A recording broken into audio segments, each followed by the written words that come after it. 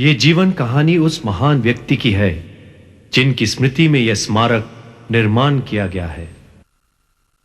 हरे कृष्णा कृष्ण कृष्ण हरे हरे, हरे राम राम राम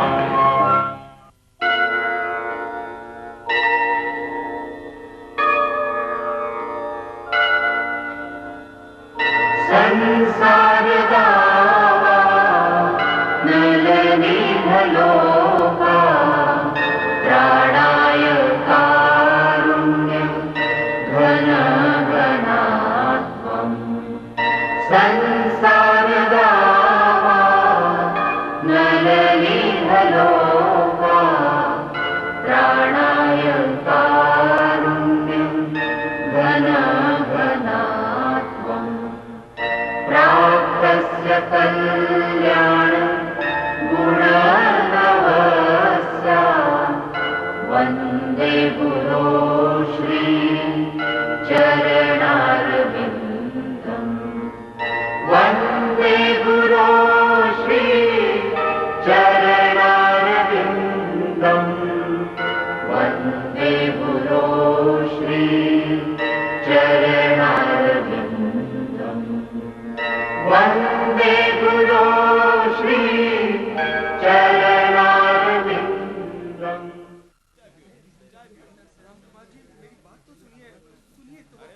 भाई साहब, ये अभय चरंडे का ऑफिस कौन सा है? आप वहाँ पूछ रहे हैं।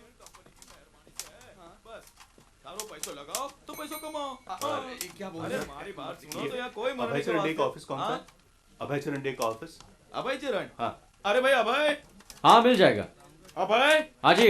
अरे तारो वास्तव कोई आयो भाया। अरे डॉक्टर काका आप, नमस्कार। नमस्कार नमस्कार। खुश रहो खुश रहो। कहिए कैसे आना हुआ? मुझे तुमसे कुछ जरूरी बातें करनी है। हाँ कहिए। पर बेटा कहीं बैठ के। हाँ हाँ क्यों नहीं, आइए। हाँ धन्यवाद। आइए काका आइए। हाँ देखो बेटा, तुमको तो मालूम है कि मेरी उम्र के साथ साथ मेरा कारोबार भी बढ़ता जा रहा है। मुझे एक ऐसे इंसान की जरूरत है जो मेरा कारोबार देख सके। जी मैं समझा नहीं। मेरी और मेरी कंपनी को एक ऐसे इंसान की जरूरत है जो अपना भी हो और काबिल भी, और वो दोनों गुण तुम में व्याप्त है। काका मैं तो आपके कारोबार के बारे में कुछ भी नहीं जानता। वो मुझ पे छोड़ दो, वो मैं तुम्हें सिखा दूंगा। आज से तुम बोस एडवर्टाइज के मैनेजर। काका धन्यवाद, आपने मुझे इस काबिल समझा। लेकिन काका मैं क्षमा चाहता हूं, मैं नौकरी नहीं करना चाहता। ये तो अपने घर की बात है, तुम इसे नौकरी क्यों समझते हो? काका मैं किसी का पाबंद नहीं होना चाहता, मैं अपने कारोबार में खुश हूं। बेटा भाई, ये निर्णय तुम इतनी जल्दी मत लो। कुछ समय लो, सोचो और फिर जवाब दो। मुझे और मेरी लैबोरेटरी को तुम जैसे इंसान की जरूरत है। मैं तो चलता हूं, लेकिन तुम्हारा इंतजार करूंगा मैं।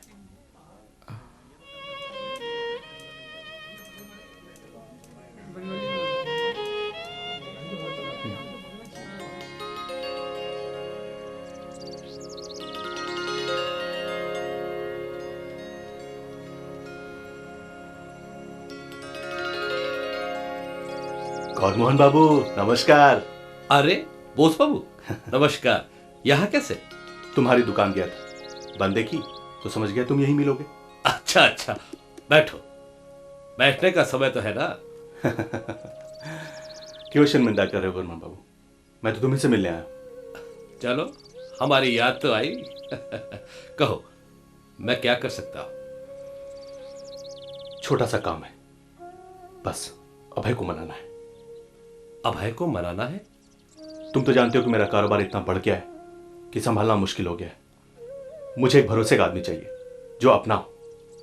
गौरमोहन बाबू, मैं चाहता हूं कि अभय मेरे लैबोरेटरी में मैनेजर का काम करे।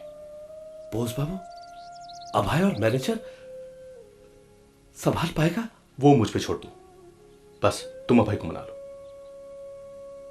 गौरमोहन बाबू, उसमें मेरा ही नहीं अभय का भी फायदा है। उसकी जिंदगी बन जाएगी और 4 पैसे कमा भी लेगा। बोस बाबू, आप अभय से बात कर लेते। मैंने बात की है, पर वो इसे नौकरी समझता है। अब तुम ही उसे समझाओ।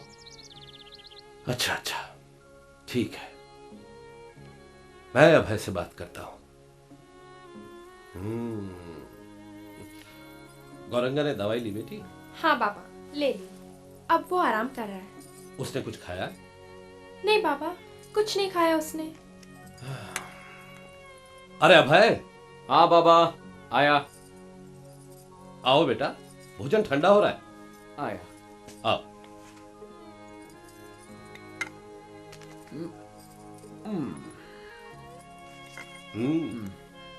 बहुत अच्छा बनाया। तुम्हारी सासुबा भी ऐसा ही बनाती थी। अभय जी? आज बोस बाबू मिले थे। हाँ, मुझसे भी मिलने आए थे वो। मैं तो चौंक गया जब उन्होंने कहा कि वो तुम्हें लेबोरेटरी का मैनेजर बनाना चाहते हैं। बाबा, मैनेजर ही सही, पर हुई तो नौकरी ही ना। तुम इसे नौकरी क्यों समझते हो अभय? वो भी तो अपने हैं। फिर आगे जिंदगी बनेगी, 4 पैसे कमाओगे, इसमें बुराई क्या है? बाबा, पैसे तो मैं अपना कारोबार करके भी कमा सकता हूं ना। अभय, इतनी बड़ी कंपनी का मैनेजर होना तुम इसे क्या छोटी बात समझते हो? और देखो बेटा, अभी तुम लोग 2 हो, फिर 3 हो जाओगे, जिम्मेदारियां बढ़ेंगी, खर्चे बढ़ेंगे। और अभय, मुझे अगर निश्चिंत देखना चाहते हो तो हां कर दो।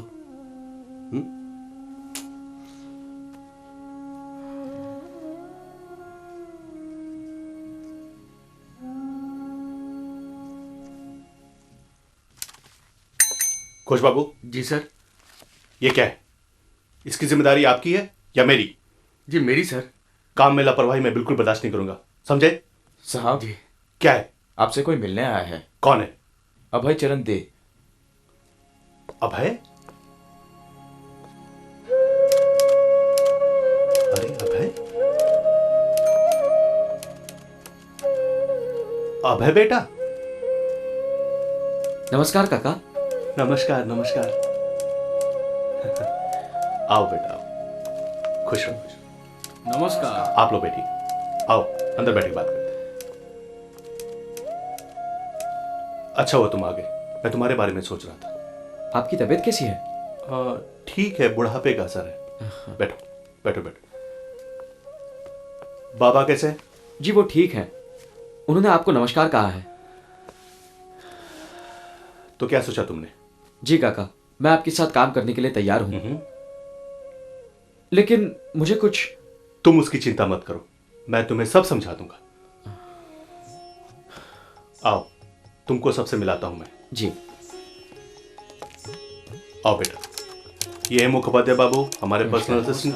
अभय चरण डे। ये है घोष बाबू, हमारे अकाउंटेंट। ये है सरकार बाबू, नमस्कार। हमारे सेल्स सुपरवाइजर।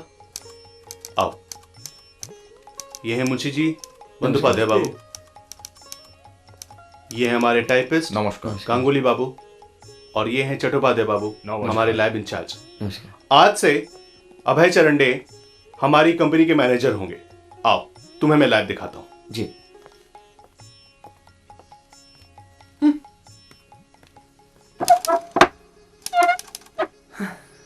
क्या हुआ बाबू मोशाय, आपकी तबीयत तो ठीक है ना? घोष बाबू को परेशान मत करो, ये पहले से ही परेशान है। हमको कोई परेशानी नहीं है, हमको फिक्र है तो इस कंपनी का। ये 23-24 साल का लड़का बोस बाबू का क्या मदद कर सकता है? कोई एक्सपीरियंस है? उनके मित्र का लड़का है तो उसे मैनेजर बना दिया है? अरे बाबा, हमको तो इस कंपनी का फिक्र है। अरे अरे अभय बाबू, नमस्कार नमस्कार। बसुन बसुन बसुन। अरे मुंह क्या देखता है, चलो ना। अरे बाबू, हम आपको इस कंपनी के बारे में सब कुछ बताता है, सब समझाता है। वंदे मातरम, वंदे मातरम, वंदे मातरम, वंदे मातरम, वंदे मातरम। भाइयों, ये अंग्रेज हमें गुलाम बनाकर हमारे देश को लूटने आए हैं। हमारे देश से कच्चा सामान कौड़ियों के भाव ले जाते हैं और उन्हीं से कीमती सामान बनाकर हमारे मुल्क में उन्हें बड़े मुनाफे पर बेचते हैं। हमें इन चीजों का बहिष्कार करना चाहिए। हमें इन चीजों का इस्तेमाल नहीं करना चाहिए। विलायती माल छोड़ो, विलायती माल छोड़ो, विलायती माल छोड़ो, विलायती माल छोड़ो, विलायती माल छोड़ो, विलायती माल छोड़ो, विलायती माल छोड़ो, विलायती माल छोड़ो। वंदे मातरम, वंदे मातरम, वंदे मातरम, वंदे मातरम, वंदे मातरम, वंदे मातरम, वंदे मातरम, वंदे मातरम, वंदे मुझे दे दीजिए।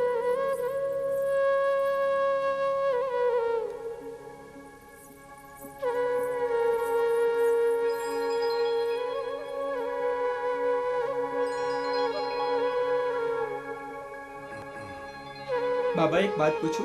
हाँ पूछो। बाबा यह बात मेरी समझ में नहीं आई। कौन सी बात? यहाँ पे दबा। हाँ यही कि इन अंग्रेजों के बनाए हुए कपड़े जला देने से या उनकी चीजें न खरीदने से वह भारत छोड़कर चले जाएंगे। अरे भाई कौन सा दावत देकर बुलाया था उन्हें? जबरदस्ती आए हैं और राज कर रहे हैं। भाई गोरंगा ये बात तो हम भी जानते हैं, लेकिन गांधी जी की बात समझने की कोशिश करो। उनका कहना है कि हिंसावादी बनना कोई बड़ी चीज नहीं है, लेकिन सहन शक्ति के लिए उससे भी अधिक हिम्मत की आवश्यकता होती है। बाबा वो मैं मानता हूँ, वह सब ठीक है, लेकिन ये कपड़े जला देने वाली बात मेरी समझ में नहीं आई। काका मैं समझाता हूं। आओ। देखो अंग्रेज भारत में व्यापार करने आए थे। वो लोग हमारे देश से कच्चा माल ले जाते हैं, वहां उनसे चीजें बनाते हैं और फिर वापस लाकर हमें ही बेचते हैं। अगर हम उनकी बनाई हुई चीजें न ले तो फिर उनका तो व्यापार ही खत्म हो जाएगा। फिर वो लोग यहां रहकर करेंगे क्या? उन्हें भारत छोड़ना ही होगा और गांधी जी भी यही चाहते हैं। और फिर हमारा देश सारे संसार का आध्यात्मिक संस्कृति का केंद्र बना है।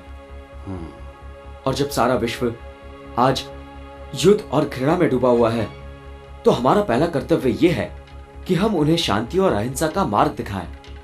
ठीक है अभय, लेकिन ये मत भूलो कि वो हमारे शासक हैं। वो हमें उनकी चीजें लेने के लिए मजबूर भी कर सकते हैं। इसीलिए बाबा हमें दृढ़ रहना होगा, ताकि हम उनके दबाव के आगे न झुके। आखिर गांधी जी भी यही चाहते हैं कि हम स्वावलंबी बने, उनकी बनाई हुई चीजें न ले। जो भी चाहिए खुद बनाओ, इससे अच्छा और क्या हो सकता है काका? किंतु बाबा मुझे एक बात का डर है कि कहीं हम स्वतंत्रता के बाद भी अंग्रेजों की विचारधारा से प्रभावित हो, उनके गुलाम न बने रहें। क्योंकि कुछ लोग गांधी जी के आसपास ऐसे भी हैं जो अंग्रेजी विचारधारा से प्रभावित हैं। तो दादा बाबू इसका मतलब तो यही हुआ ना कि आजादी के बाद भी हम अंग्रेज के गुलाम बने रहेंगे? शायद।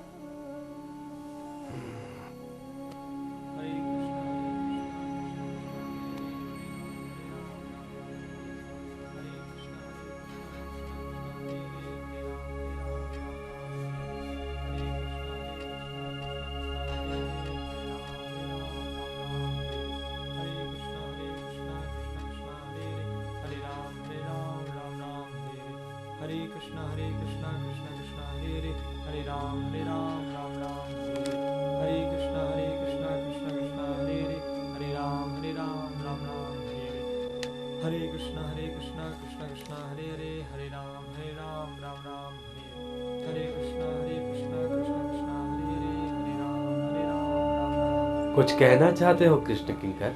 जी श्रीला प्रभुपाद। कहो। ढाका से एक अशुभ संदेश आया है। अशुभ संदेश? क्या है? जी वो गोस्वामी महाराज अस्वस्थ होने के कारण कार्यक्रम में भाग न ले सके। इसी कारण परमेश्वर ब्रह्मचारी को उनके स्थान पर जाना पड़ा। उन्होंने अपने भाषण में वहां के साधुओं के प्रति बुरा भला कह दिया और वहां पर बैठे श्रोताओं ने क्रोध में आकर सारे पंडाल को तहस नहस कर दिया। क्यों? परमेश्वर ब्रह्मचारी ने ऐसा क्या कह दिया? उन्होंने वहां के साधु संतों को झूठा और धोखेबाज कह दिया। वहां पर बैठे हुए श्रोताओं से कह दिया कि इन लोगों को कोई आध्यात्मिक ज्ञान नहीं है, ये तो सिर्फ जनता को लूट रहे हैं। लोगों की आध्यात्मिकता बढ़ाने के बजाय वो धन बटोरने में लगे हैं। वाह वाह, परमेश्वर ब्रह्मचारी ने तो मेरे लिए लाखों रुपए का प्रचार कर दिया। ये तो शुभ संदेश है, तुम इसे अशुभ कहते हो। पर श्रीला प्रभुपाद, अब ढाका के लोग इससे क्रोधित हैं। वहां पर प्रचार करना असंभव है। ये तो उनका दुर्भाग्य है, सत्य से मुंह मोड़ रहे हैं। इस सत्य में उन्हीं का लाभ है और प्रसन्न होने के बजाय वे क्रोधित हो रहे हैं। प्रचार करने वाला तो एक डॉक्टर की तरह होता है, वो आध्यात्मिक रोगियों का उपचार करता है। और जब कोई ये देखता है कि रोगी का उपचार करने वाला डॉक्टर है ही नहीं, तो उसका सबसे पहला कर्तव्य है कि वो रोगी को सावधान करे, उसे बता दे कि उसकी दवा ही उसके रोगों का उपचार नहीं है। प्रचार करने वाला कोई अभिनेता नहीं, वो तो आध्यात्मिक शल्यकार है। अरे जब वो काटेगा, पीड़ा तो होगी ही। रोगी को पीड़ा सहन करना आवश्यक है, क्योंकि ये पीड़ा उसी के लाभ के लिए ही है। जाओ, जाकर परमेश्वर को एक पत्र लिखो कि हम उसके प्रचार से अति प्रसन्न हुए। जाओ।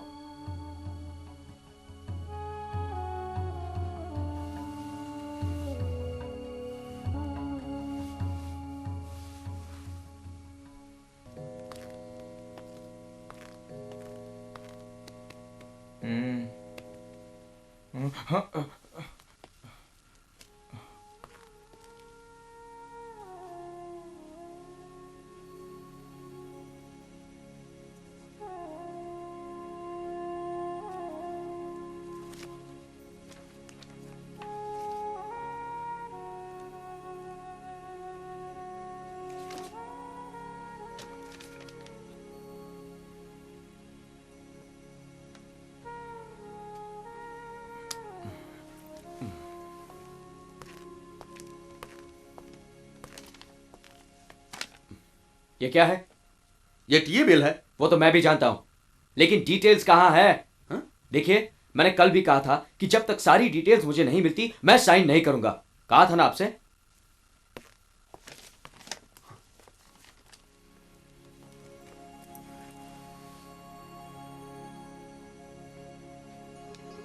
तो मैं झूठ बोल रहा हूं?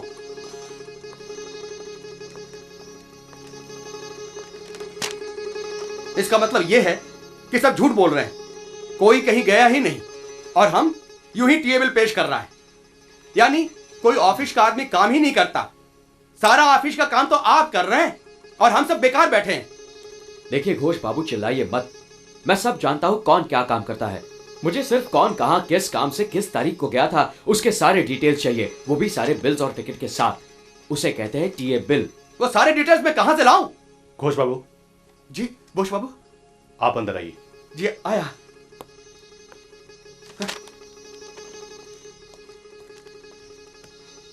अब तो घोष बाबू से ही साइन करवाना पड़ेगा। जी घोष बाबू। ये क्या हंगामा हो रहा है? घोष बाबू, जब से लड़का यहां पर आया है, इसने इस ऑफिस की नाक में दम कर रखा है। उसे तो तमीज ही नहीं कि बड़े बुजुर्गों से किस तरह की बात की जाती है। उसे मैंने टीए बिल पर साइन करने को कहा, वो मुझसे डिटेल्स मांग रहा है। ये कल का लड़का हमें सिखा रहा है कि काम किस तरह होता है। तो अब आप ही बताइए। घोष बाबू बैठिए।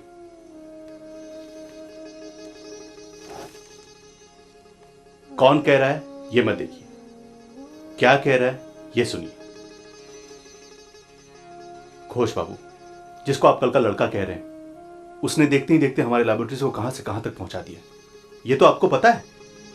आपको तो शाबाशी देनी चाहिए। इसमें नाराज होने की क्या बात है? वो तो हमारी भलाई कर रहा है। जरा जरा सी बात पे आप अपने अहंकार को बीच में मत लाइए। प्यार से साथ में मिलजुल कर काम कीजिए।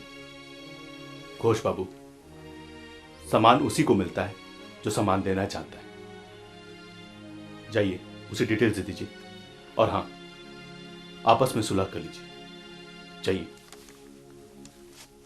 नमस्कार।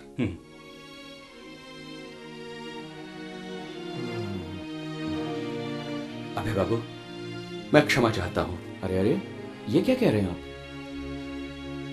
आप सही थे, मैं ही गलत था। कल आपको सारे डिटेल्स मिल जाएंगे। घोष बाबू, हाँ? आप मुझे सिर्फ अभय कह सकते हैं। सुखी रहो, सुखी रहो।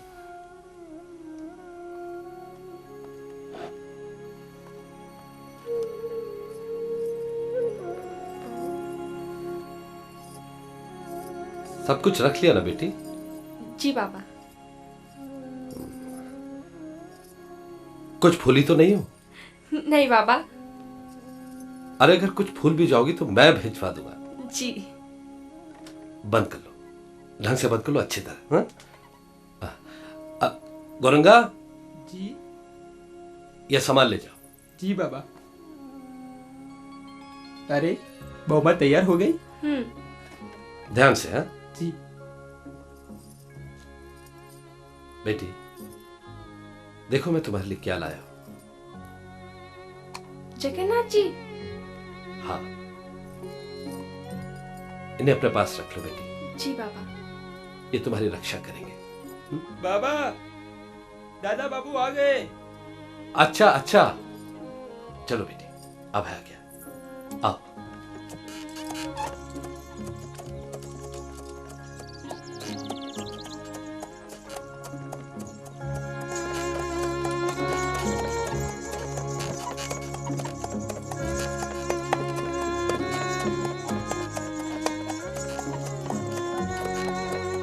कितना बड़ा, कितना सुंदर। सुनो, मुझे भी कैसा मकान चाहिए। लोगे ना? हाँ मेरे लिए? हाँ जरूर लेंगे। अरे भाई जरा संभल के चलाओ। जी बाबू।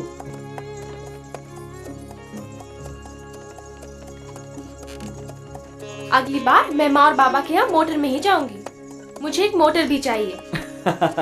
अच्छा अच्छा, ले लेंगे।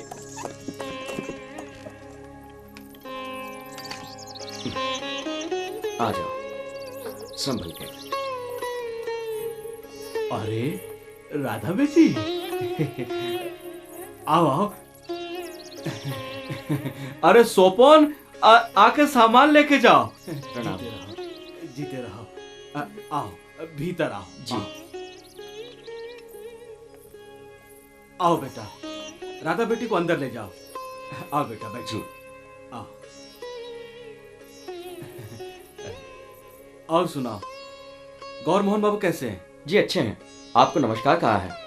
अच्छा अच्छा, तो हमारी तरफ से उनको भी नमस्कार कहना।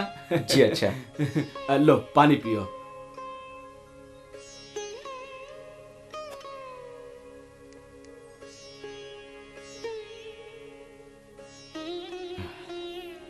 अच्छा बाबा, अब मैं चलता हूँ।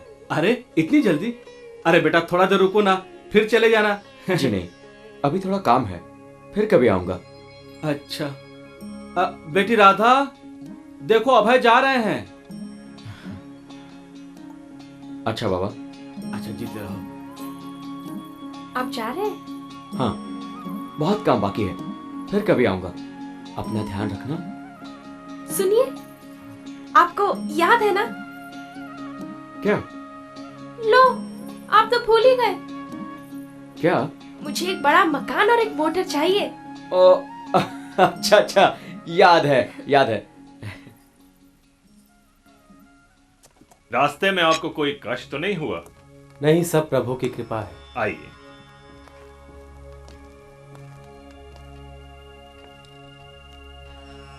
गुरु महाराज, आप यहां विराजिए। नहीं राजन, यह स्थान तुम्हारे योग्य है। मैं यही ठीक हूं, विराजो।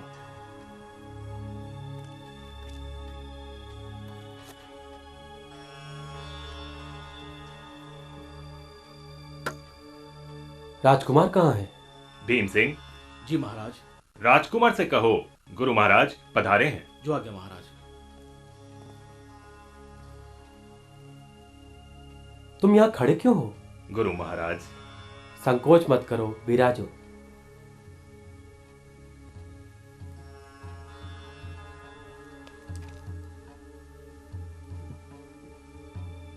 गुरु महाराज, मैं आपका आभारी हूं।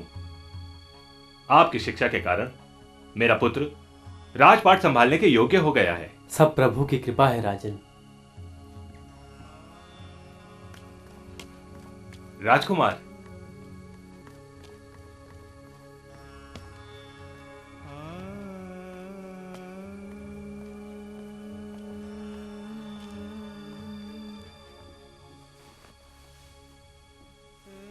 गुरु महाराज। हरे कृष्णा, आओ बैठो। तुम्हारे पिता तुमसे बहुत प्रसन्न है।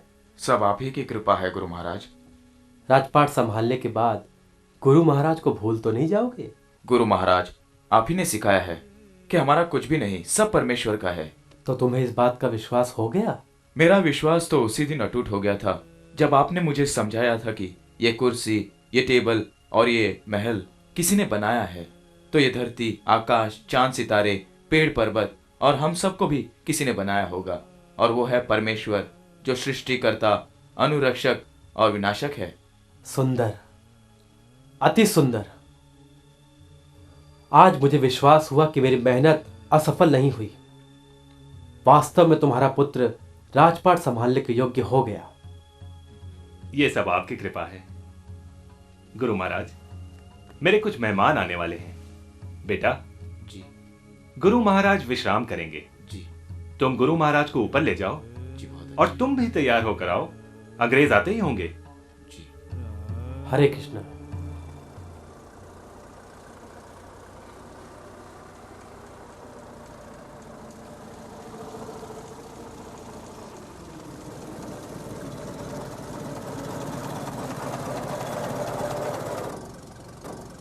Scandalous.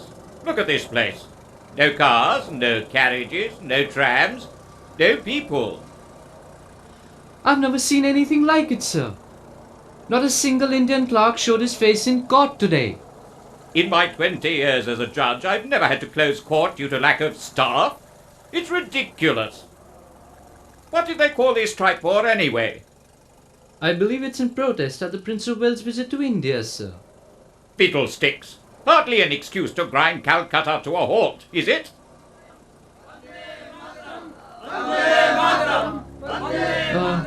It seems we're in for a spot of trouble, sir.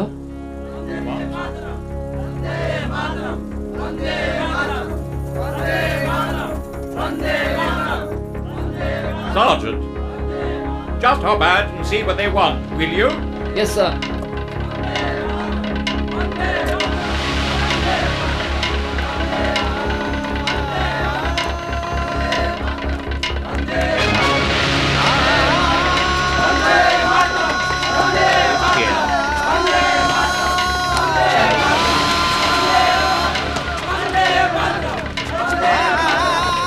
Should we go, sir?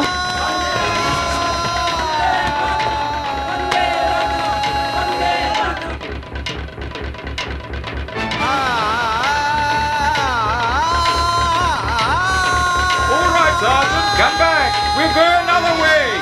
Yes, sir.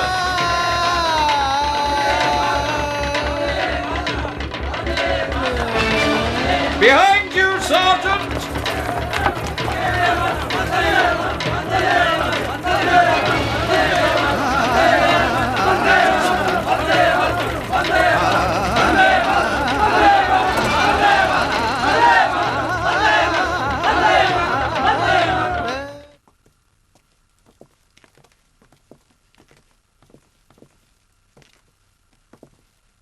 बैठिए।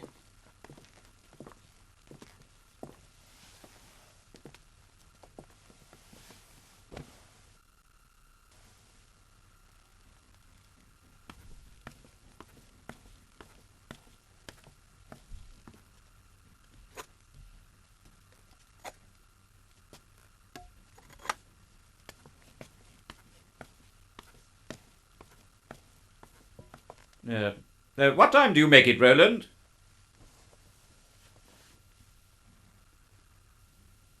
About 10 to 3, sir. Well, I hope it's not one of those Indian affairs where they put so much chili in the curry that you're stuck in the water closet all night. Well, one thing is for certain, sir. There'll be no meat on the menu. The Maharaj is a strict vegetarian. What, no meat? What does he think we are, rabbits?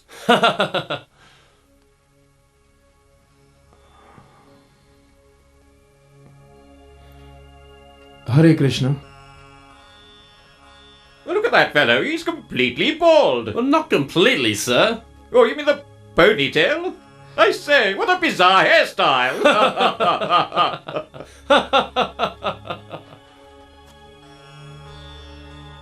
Who is that chap in there? Must be one of the guests of the Maharaja. Some Indian fakir. What a funny lot these Indians are. They fall over each other to worship these parasites. That's true.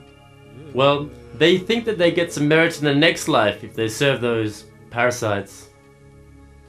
That is the whole problem. They worry so much about their supposed next life while they're busy wallowing in the gutters in this one. Absolute piffle. Your confident tone of voice suggests that you are well acquainted with the finer precepts of the Indian philosophical thought. However, it is stated by the wise that a fool remains undetected only until he opens his mouth. It is improbable, rather impossible, that conceited imbeciles with their paralyzing stupidity will ever be able to appreciate the profound culture that leads to transcendental reality. It is the base nature of man that impels him to jeer and scorn those lofty principles that his limited intelligence cannot comprehend. You do well, gentleman, to take these words to heart. Gurudev, am I interrupting or something? Not in the least. I was just taking the liberty of educating your noble guest in some finer points of etiquette. I felt it was my duty. After all, they are the honored guests of your highness.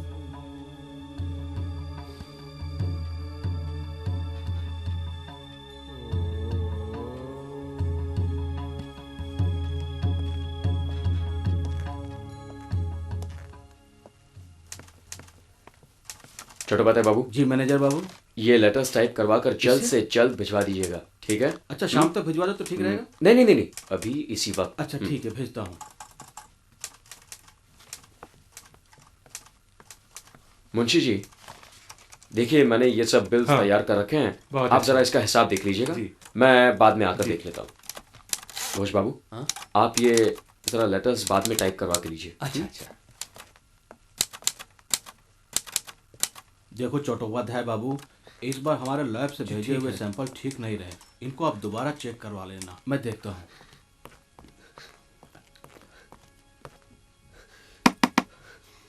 अरे गौरमोहन बाबू, नमस्कार नमस्कार। नमस्कार बोस बाबू। आइए आइए, कैसे आना हुआ? अभय है? अंदर है, बैठिए तो सही, बुलाता हूँ। क्या बात? जी बाबूजी। अंदर से अभय को बुलाओ। अच्छा बाबूजी। क्या बात है गौरमोहन बाबू? अभय बाबू, बोस बाबू ने बुलाया है, लगता है आपके पिताजी आए हैं। बाबा, एक मिनट, मैं अभी आता हूँ। बाबा, अभय, बेटा, क्या बात है बाबा? सब ठीक तो है ना?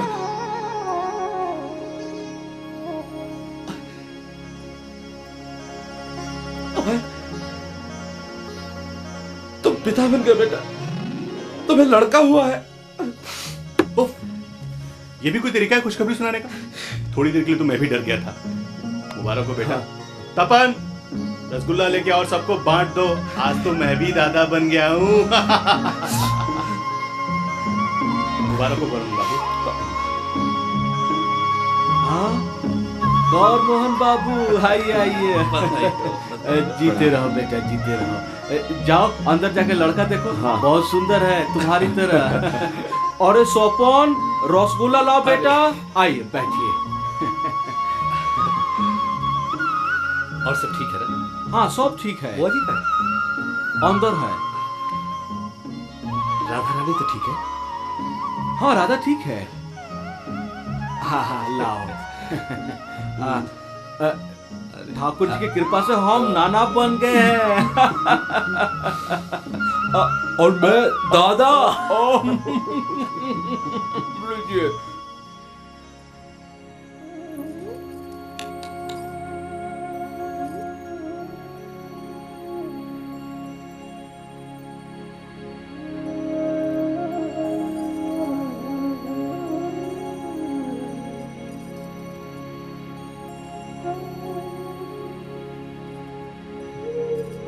कैसी हो राधा? अच्छी।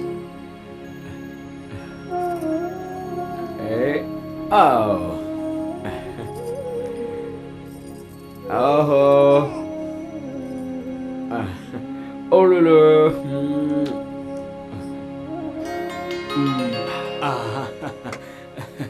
बच्चा तो ठीक है ना? हाँ बच्चा ठीक है। समधी जी अब पोते को नहीं देखेंगे? हाँ चलिए अंदर आइए। हंसना है।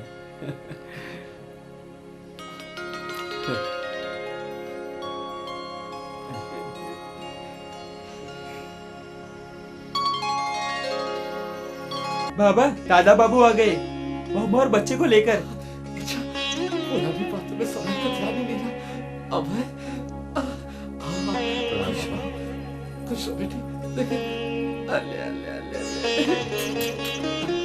अब राधा गोविंदा का आशीर्वाद ले। अच्छा अच्छा बेटी।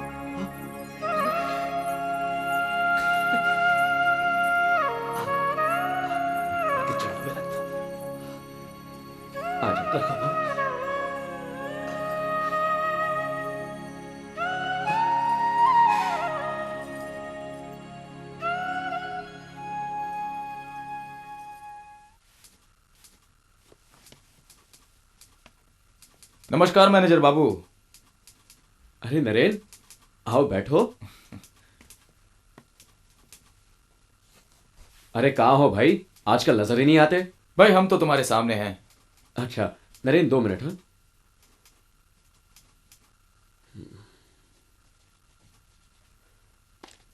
काका। जी बाबूजी। ये सरकार बाबू को दे आना। जी। और सुनो। हाँ जी। जल लाना। हाँ जी। तो काम हो गया? काम का क्या है, चलता ही रहता है। कहो क्या बात है? तुम मेरे साथ आ सकते हो? कहाँ? मैं तुम्हें किसी से मिलाना चाहता हूँ। अच्छा लो। किससे? एक बहुत ही महान हस्ती से। मैं और रूपेन उनसे मिल चुके हैं। कौन है ये? भक्ति सिद्धांत सरस्वती महाराज, एक साधु है। ना बाबा ना, मैं क्षमा चाहता हूं। मैं किसी साधु वाधु से मिलना नहीं चाहता। अभय, तुम इस मामले में हमसे ज्यादा जानते हो। मैं जिनकी बात कर रहा हूं वो मामूली साधु नहीं है, बहुत बड़े विद्वान हैं। मायापुर से आए हैं और यही करीब उल्टा डंगा में रहते हैं। देखो यहाँ बहुत काम पड़ा है, फिर कभी मिल लेते हैं। अरे कमाल है, तुम इतने धार्मिक होकर भी एक साधु से मिलने से इनकार कर रहे हो। नरेन, अरे वो साधु है तो क्या कलकत्ता में भीख मांगने आया है? I have seen a lot of sadhus, I am not interested in them. यही तो कह रहा हूं कि तुम चल के तो देखो और हमें भी बताओ कि आखिर वो है क्या। चलो ना भाई। अच्छा ठीक है, लेकिन सिर्फ 5 मिनट के लिए। हाँ ठीक है बाबा, 5 मिनट के लिए सही, पर चलो तो। ठीक है चलो। घोष बाबू। हाँ मैं अभी आता हूं। हाँ हाँ मैं हूं ना यहाँ। चलो नरेन। चलो। श्री चैतन्य महाप्रभु और उनके भक्त जैसे सर्वोत्तम हितकारी न थे, न हैं और न कभी आएंगे। दुनियादारी में मनुष्य को जो लाभ दिखाई देता है वो मनुष्य के लिए हानिकारक भी हो सकता है, परंतु श्री चैतन्य महाप्रभु और उनके भक्तों से जो लाभ हमें प्राप्त हुआ वो मनुष्य के नित्य कल्याण के लिए ही है। और ये लाभ केवल एक देश या एक जाति के लिए ही नहीं है, बल्कि ये सारे जगत के लिए हितकारी है। इसलिए श्री चैतन्य महाप्रभु की वाणी का प्रचार करना हम सबका परम कर्तव्य है।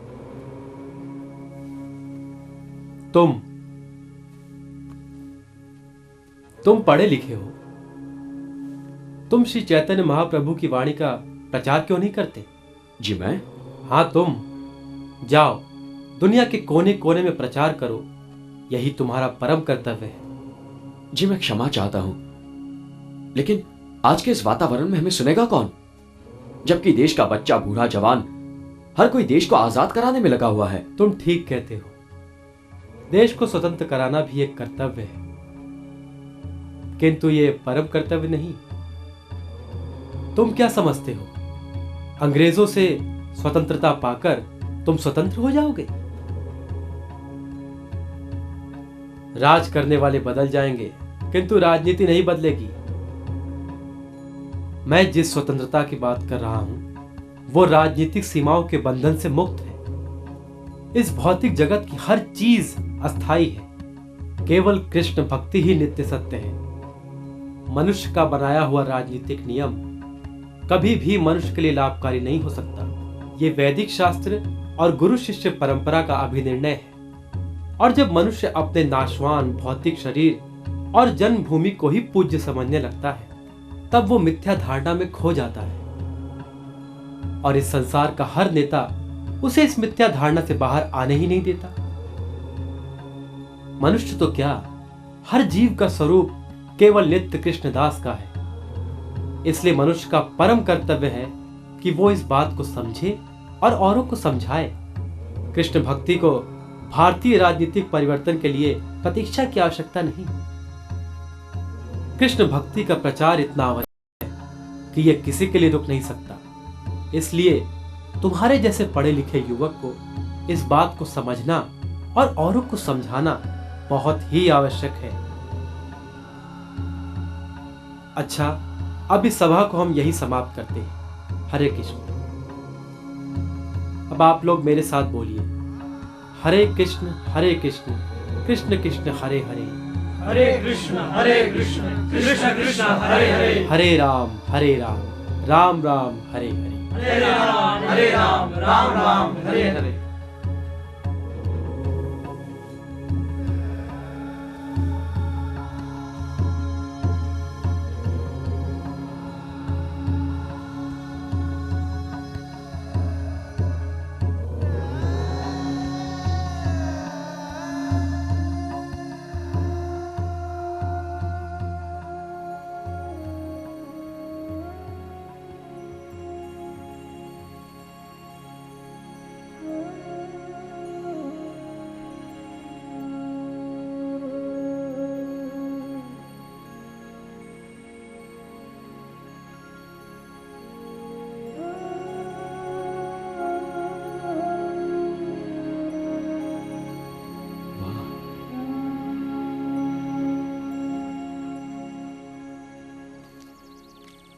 क्यों अभय, कुछ समझ में आया?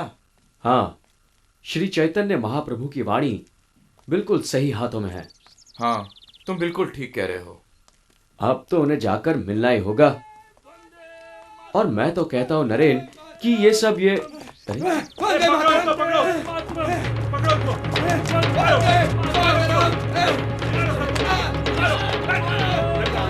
वाह, अपने ही अपनों को मार रहे हैं। मारो सबको, अंदर कर दो सबको। चलो चलो यहाँ से, सबको अंदर करो।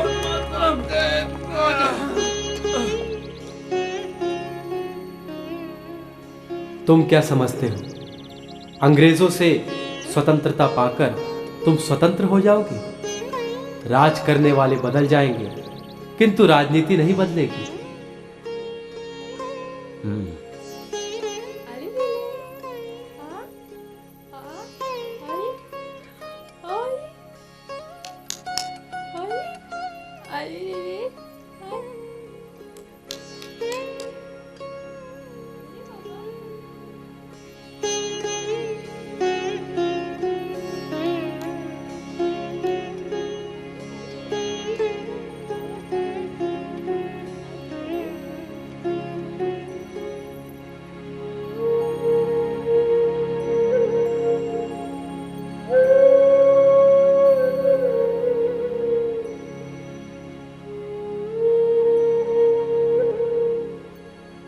मैं जिस स्वतंत्रता की बात कर रहा हूं, वो राजनीतिक सीमाओं के बंधन से मुक्त है। कृष्ण भक्ति को भारतीय राजनीतिक परिवर्तन के लिए प्रतीक्षा की आवश्यकता नहीं। कृष्ण भक्ति का प्रचार इतना आवश्यक है कि यह किसी के लिए रुक नहीं सकता।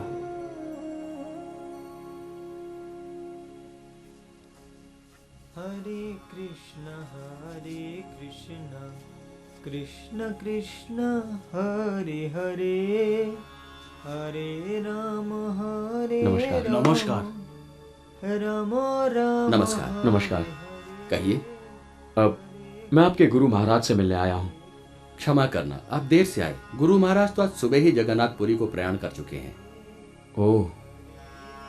वो 2 हफ्ते के बाद वापस लौटेंगे। आइए।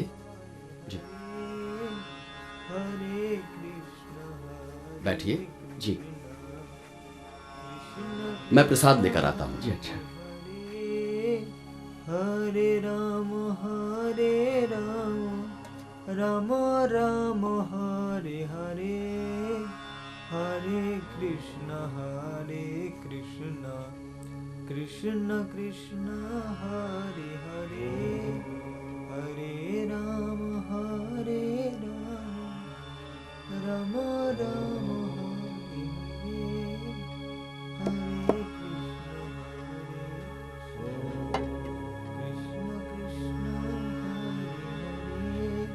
आप प्रसाद लीजिए। जी।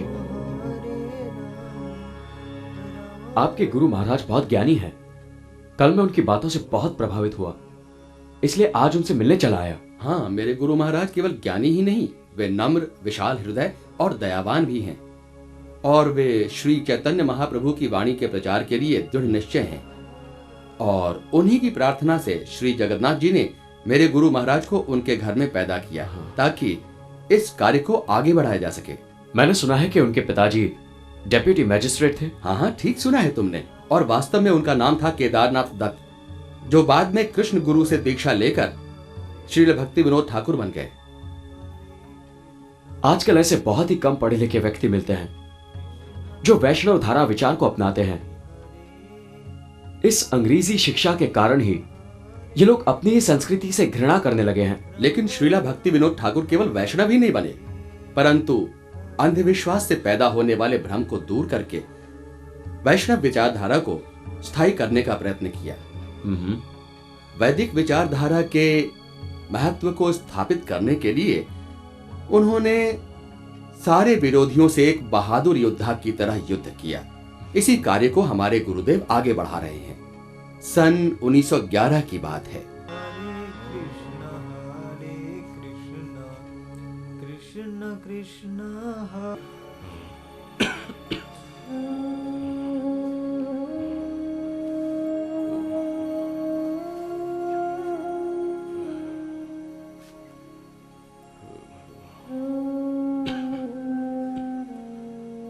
बाबा, आपकी शारीरिक दशा ठीक नहीं है। आप कहाँ जाने की तैयारी कर रहे हैं? शारीरिक दशा ठीक तो नहीं है, लेकिन ब्राह्मण सभा में जाना बड़ा आवश्यक है। नहीं बाबा, मैं आपको कहीं नहीं जाने दूंगा। विमल प्रसाद, ब्राह्मण सभा का यह निमंत्रण सिर्फ एक निमंत्रण नहीं, मेरे लिए एक ललकार भी है, क्योंकि आज निर्णय करना है कि वैष्णव और ब्राह्मणों में सर्वोत्तम कौन है। इसीलिए मेरी पराजय के लिए ब्राह्मणों ने वहां बड़े बड़े विद्वानों को जमा किया है। अगर मैं वहां नहीं गया तो वो लोग समझेंगे कि भक्ति विनोद ठाकुर कायर है, पराजय के भय से नहीं आया। मेरा जाना बहुत आवश्यक है। विमल प्रसाद, मैं जाऊंगा। नहीं बाबा, यदि जाना इतना ही आवश्यक है तो मैं जाऊंगा। तुम? क्यों बाबा, आपको मुझ पर विश्वास नहीं? हाँ बेटा, विश्वास तो है, पर वहां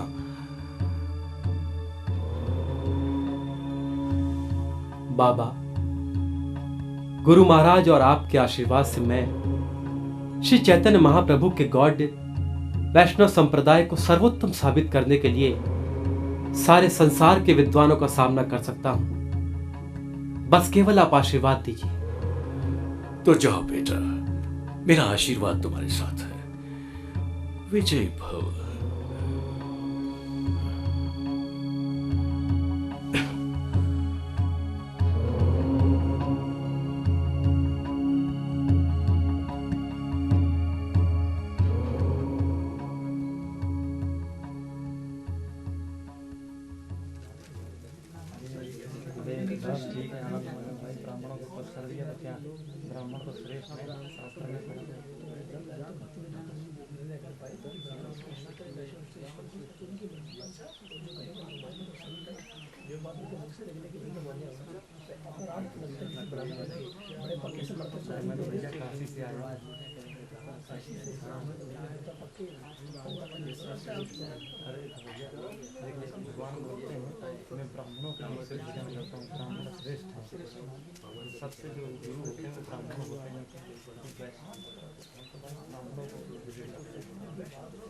नमस्कार। नमस्कार। आप अकेले? भक्ति विनोद ठाकुर कहाँ हैं? बाबा अस्वस्थ है, उन्होंने मुझे यहाँ भेजा है। अस्वस्थ है? क्यों, क्या हुआ उन्हें? कोई विशेष नहीं, सारे अतिथि आ गए। हाँ, लेकिन ये सुनकर उन्हें बड़ी निराशा होगी विमल बाबू कि भक्ति विनोद ठाकुर नहीं आए। हरी इच्छा, आप आसन ग्रहण कीजिए।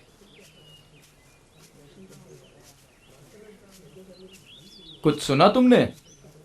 भक्ति विनोद ठाकुर नहीं आए हैं, उनके स्थान पर उनका लड़का आया हुआ है।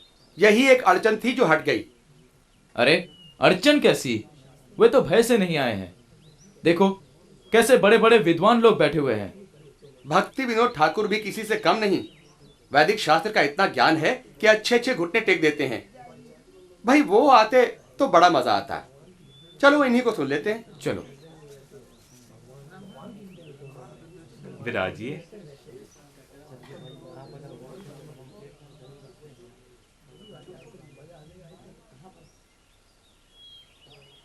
सज्जनों, अब सभा आरंभ हो रही है।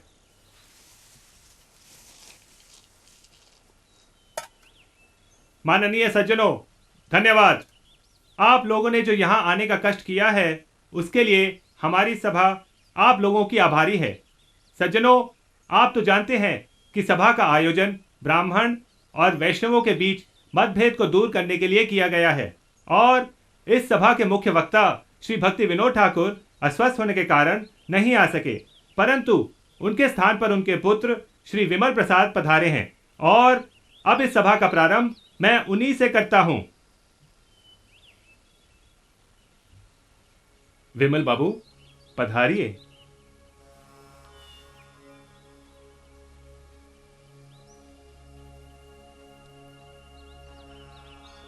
नमस्कार।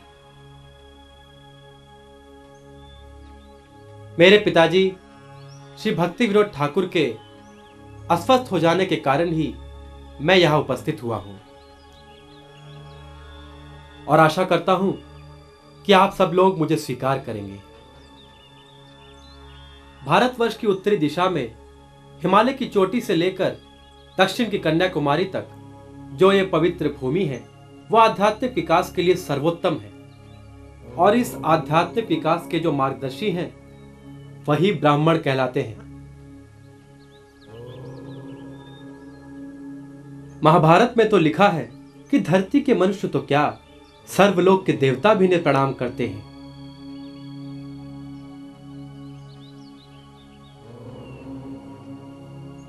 ब्राह्मण तो अग्नि समान होते हैं, उनमें इतनी शक्ति होती है कि अगर वो चाहे तो पृथ्वी को भी जलाकर राख कर सकते हैं। उनके क्रोध के तेज के कारण ही समुद्र का जल नमकीन हो गया जिसे हम पी नहीं सकते। ब्राह्मण हमारे लिए अनुबांधक देवतत्व है। ब्राह्मण की दया से ही देवता स्वर्ग में निवास करते हैं। ब्राह्मण के मुख से निकली बात कभी व्यर्थ नहीं होती। ब्राह्मण की प्रसन्नता से ही देवता प्रसन्न होते हैं। ब्राह्मण की स्थिति भौतिक जगत के परम उच्च स्थान पर है।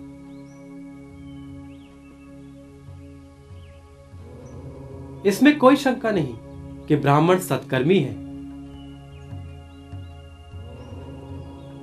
और भौतिक दृष्टि से मनुष्यों में सर्वश्रेष्ठ है, परंतु उससे भी उच्च श्रेणी वैष्णव की दिव्य स्थिति है, क्योंकि वैष्णव भौतिक जगत की विधि से मुक्त है। वो जीवन मरण के बंधन से स्वतंत्र है और स्वतंत्रता का वास्तविक अर्थ है विष्णु की सेवा में आत्मसमर्पण करना। परंतु जो अपने आप को परमेश्वर के चरण कमलों में समर्पित कर देता है वो भौतिक प्रकृति के प्रभाव से मुक्त हो जाता है। इसलिए उसका स्थान सत्कर्मियों से भी सर्वोच्च है और ऐसी दुर्लभ आत्माएं ही वैष्णव कहलाती हैं। भौतिक जगत के लोग चाहे सत्कर्मी हो पर इस बात को समझ नहीं सकते, लेकिन यह सत्य है कि मनुष्य चाहे कितना ही सत्कर्मी हो, जब तक अपने आप को परमेश्वर के चरण कमलों में समर्पित नहीं कर देता तब तक वह उस दिव्य स्थान को प्राप्त नहीं कर सकता जिसे एक वैष्णव प्राप्त करता है। क्योंकि वैष्णव तो परमेश्वर के चरण कमलों में ही समर्पित है।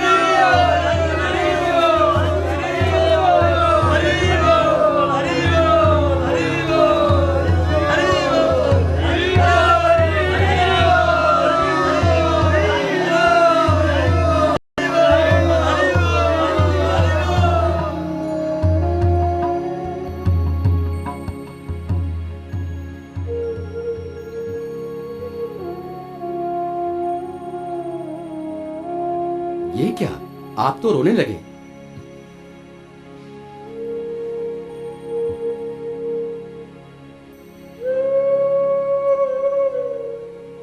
मुझे मेरे जीवन का लक्ष्य मिल गया है। आज से श्री भक्ति सिद्धांत सरस्वती ठाकुर ही मेरे गुरु महाराज हैं। अब मैं अपने गुरु महाराज के मार्ग पर चलकर अपना सारा जीवन श्री चैतन्य महाप्रभु की वाणी के प्रचार करने में बिता दूंगा।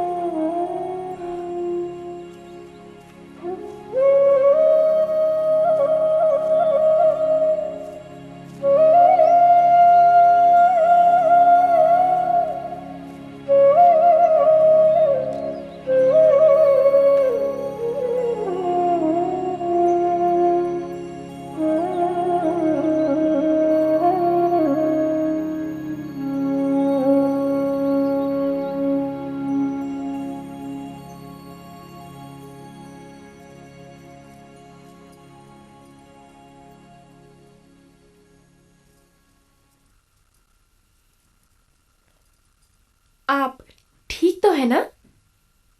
हाँ। आज दफ्तर नहीं जाएंगे? नहीं।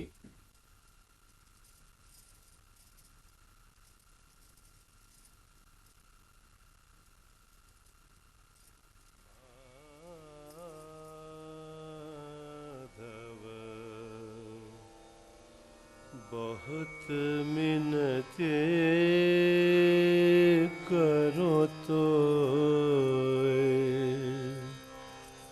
माधव, बहुत मिन्नते करो तो दे तुलसी तिल ए देह समर्पिल दया जानी ना छोड़ोगी मोय माधव, बहुत मिन्नते करो तो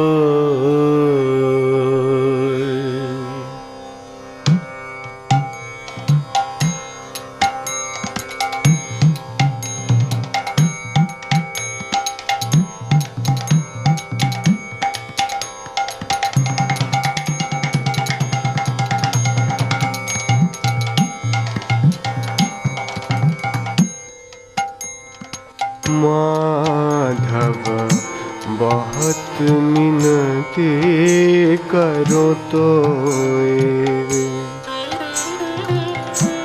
दे तुलसी तिला ए देह समर्पिला दया जानी ना छोड़ भी मोय माधव, बहुत मिन्नते करो तो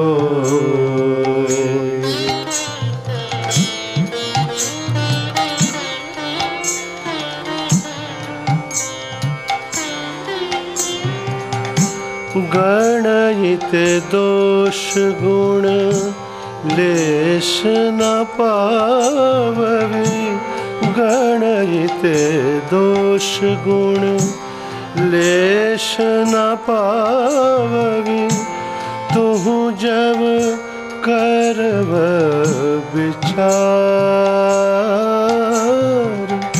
गणित दोष गुण लेस न पावबी तुहु जब करव विचार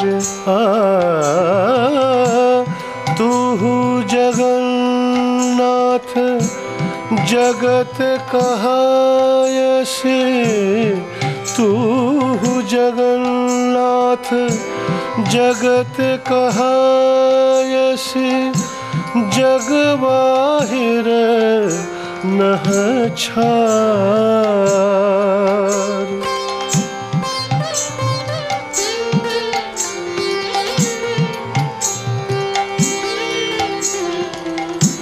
किए मानुष पशु पक्षी जन्मिए किए मानुष पशु पक्षी जन्मिए अथवा कीट पतंग कर्म विपाके गतागति केवल मति रहु तुआ पर संग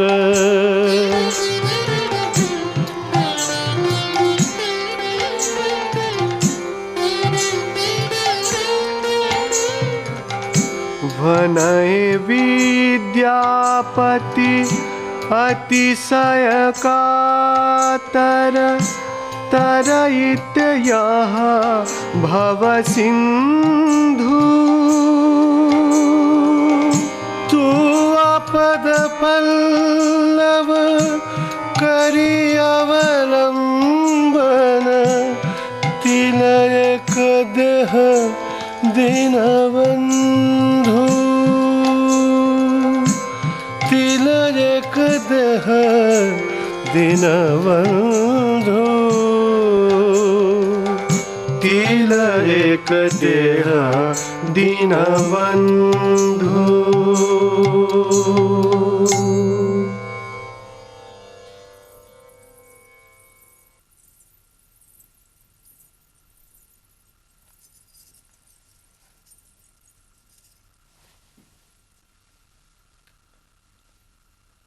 आओ आज बहुत समय बाद कीर्तन का आनंद आ गया तुमने मृदंगम जो संभाल ली बैठ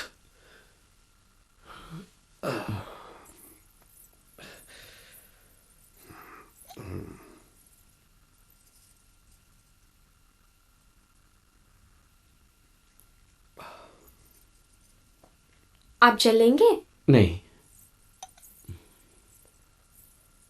क्या बात है भाई, आज तुम जल्दी आ गए? सब ठीक ठाक तो है ना? हाँ बाबा, सब ठीक है। बाबा, मैं आपसे कुछ कहना चाहता हूं। हाँ हाँ, कहो। बाबा, पिछले दिनों में मैं एक ऐसे व्यक्ति से मिला जिन्हें मिलने के बाद मेरी काया ही पलट गई। अच्छा, कौन है ये? श्री भक्ति सिद्धांत सरस्वती ठाकुर। अच्छा, भक्ति विनोद ठाकुर के पुत्र? हाँ बाबा। अच्छा, मैंने उन्हें अपना गुरु स्वीकार कर लिया है। बाबा, अब मैं उन्हीं के मार्ग पर चलकर श्री चैतन्य महाप्रभु की वाणी का प्रचार करूंगा। यह तो बहुत अच्छी बात है बेटे। यही तो मेरे जीवन का सपना था कि तुम्हें ऐसा ही मार्गदर्शी मिले, और आज कृष्ण की कृपा से मेरा सपना साकार हो गया। हाँ बाबा, इसीलिए मैं नौकरी छोड़ना चाहता हूं। नौकरी छोड़ दोगे? हाँ बाबा, पर बेटा गृहस्थी कैसे चलेगी?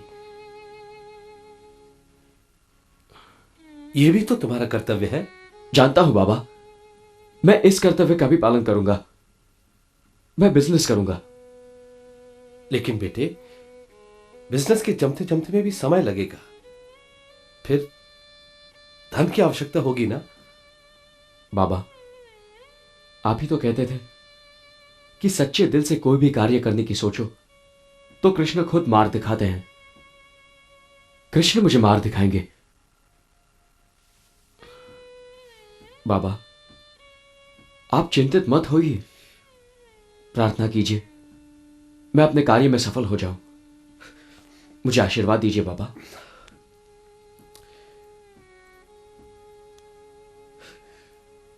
कृष्ण तुम्हारी मनोकामना पूरी करे बेटे, कृष्ण तुम्हारी मनोकामना पूरी करे।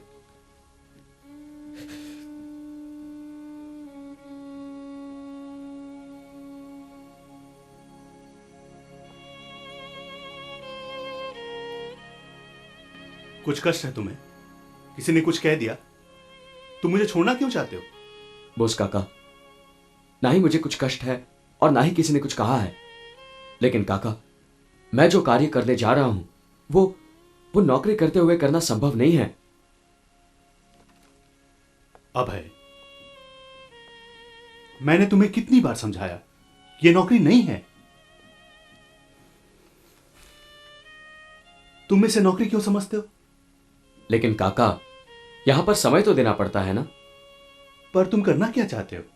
काका, मैं श्री चैतन्य महाप्रभु की वाणी का प्रचार करना चाहता हूं, जो मैं यहां रहकर नहीं कर सकता। वो तो ठीक है बेटा, लेकिन कुछ करना भी तो जरूरी है ना। क्या करोगे? काका, मैं अपने खुद का कुछ करना चाहता हूं, जिसमें मर्जी भी मेरी हो और समय भी। काका, मैं बिजनेस करना चाहता हूं। अभय, मैं तुम्हें बचपन से जानता हूं, तुम एक अहम व्यक्ति हो। मैं जानता हूं कि तुम एक दिन जरूर कुछ बनोगे। जबकि तुमने जीवन का मार्ग चुन ही लिया है, तो मैं उसके बीच में दीवार बनना नहीं चाहता। लेकिन तुमने मुझसे कहा कि तुम बिजनेस करना चाहते हो। बेटा, मैं तुम्हारे सामने एक प्रस्ताव रखना चाहता हूं। कहिए काका। तुम मेरी कंपनी का उत्तर भारत में सोल सेलिंग एजेंट क्यों नहीं बन जाते? काका, यह तो बहुत ही अच्छा प्रस्ताव है, मैं तैयार हूं। तो ठीक है, मैं कल ही लॉयर से मिलकर तुम्हारा कॉन्ट्रैक्ट तैयार करवा देता हूं। मेरे विचार से इलाहाबाद तुम्हारे हेड ऑफिस के लिए सबसे सही जगह होगी। क्यों? हाँ काका, लेकिन इलाहाबाद तो मेरे लिए नई जगह है। चिंता मत करो, वहां मेरे एक मित्र हैं गांगुली बाबू, मैं उनके नाम पे एक पत्र लिख देता हूं, वो तुम्हारी सहायता करेंगे। धन्यवाद काका। अब मैं चलूं? चलो।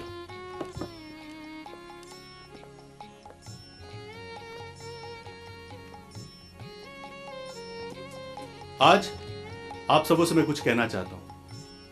हम सब के लिए बात खुशी की भी है और दुख की भी।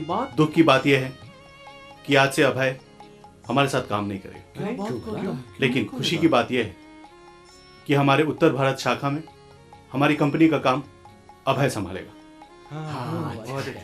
बेटा, मेरी शुभकामनाएं तुम्हारे साथ। जी। खुश रहो। चलता हूं मैं। अच्छा बाबू। नमस्ते। नमस्कार मुंशी जी, नमस्ते। अभय बाबू, अगर कोई भूल चूक मुझसे हो गई हो तो माफ करना। नहीं नहीं घोष बाबू, आप तो हमारे बुजुर्ग हैं। चलता हूं मैं। सुखी रहो।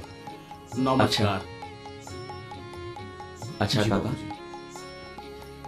नमस्कार बाबू। चलता हूं।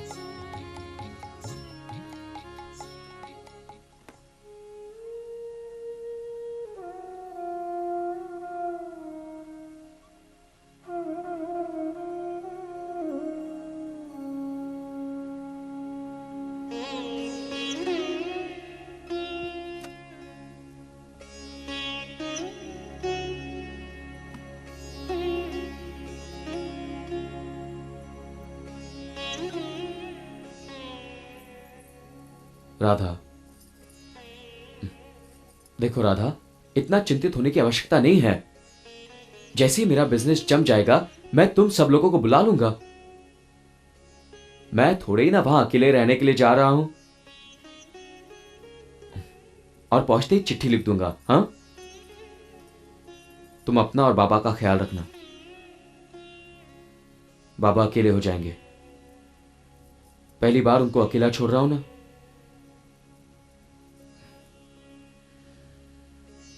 बाबा इंतजार करते होंगे, अब चलना होगा।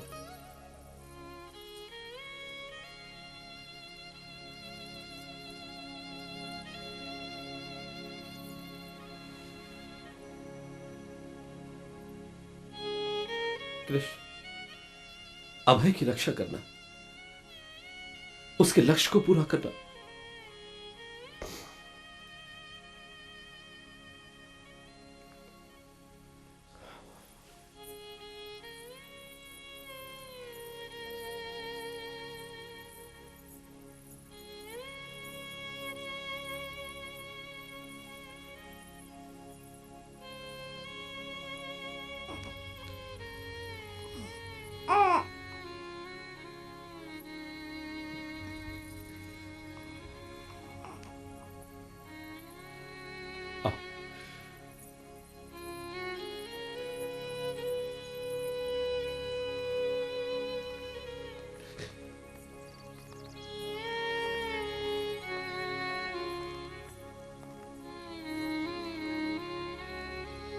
चल,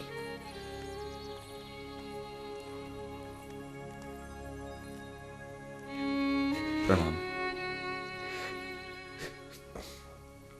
अब अपना ध्यान रखना बेटा। जी,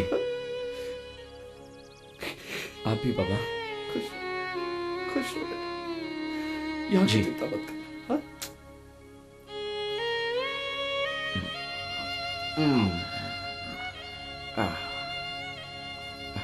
ओले बेटा,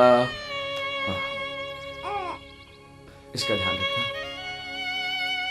ले ले ले ले, लो।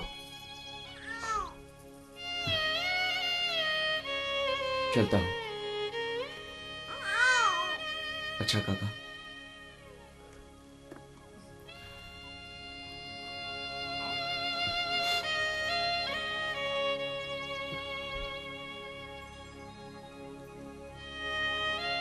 चलता हूं। जाती समाचार लिखना बेटा।